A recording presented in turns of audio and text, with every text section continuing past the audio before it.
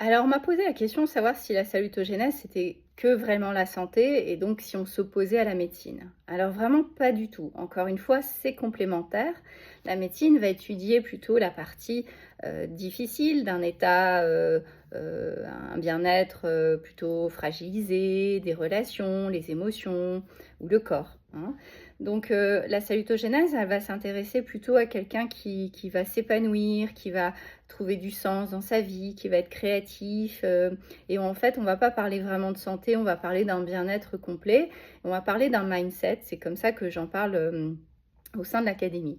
Alors, donc, il n'y a pas d'opposition, mais ceci dit, effectivement, on s'est rendu compte scientifiquement que quand on aborde un certain mindset, c'est-à-dire que quand on s'intéresse à ce qui crée la santé, ce qui génère la santé, et ben, ça déclenche quand même des réactions positives, évidemment, sur nos pensées.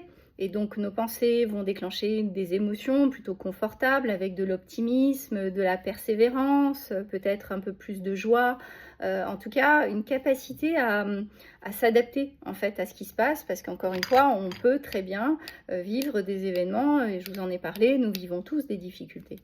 Donc en fait, c'est vraiment un choix. C'est pour ça que je parle du choix salutogénique dans mes formations, c'est-à-dire que c'est vraiment un effort.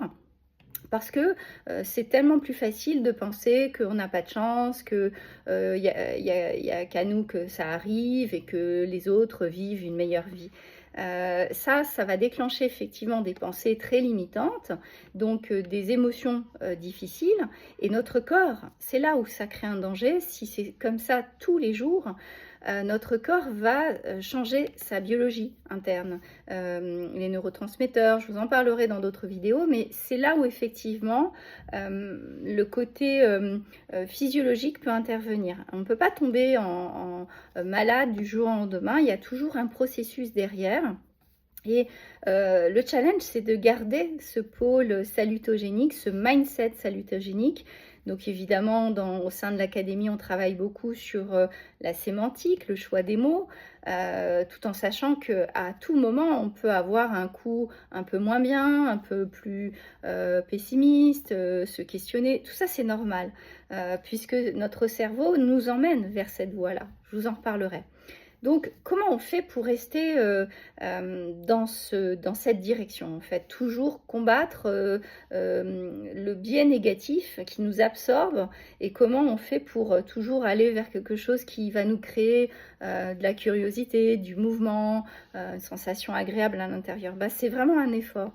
Et je dis souvent à mes stagiaires ou mes participants des retraites ou même mes clients, je leur dis: Zidane n'est pas devenu Zidane du jour au lendemain. Un pianiste ne sait pas faire une partition de Chopin comme ça en un claquement de doigts. C'est de la répétition, c'est la neuroplasticité, c'est de la persévérance, c'est de la patience.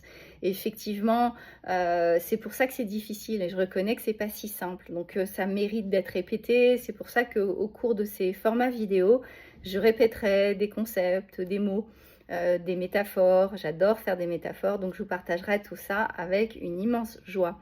Donc gardez bien en tête que tout le monde ne peut pas rester toujours parfaitement salutogénique.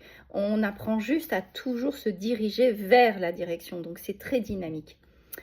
À très bientôt!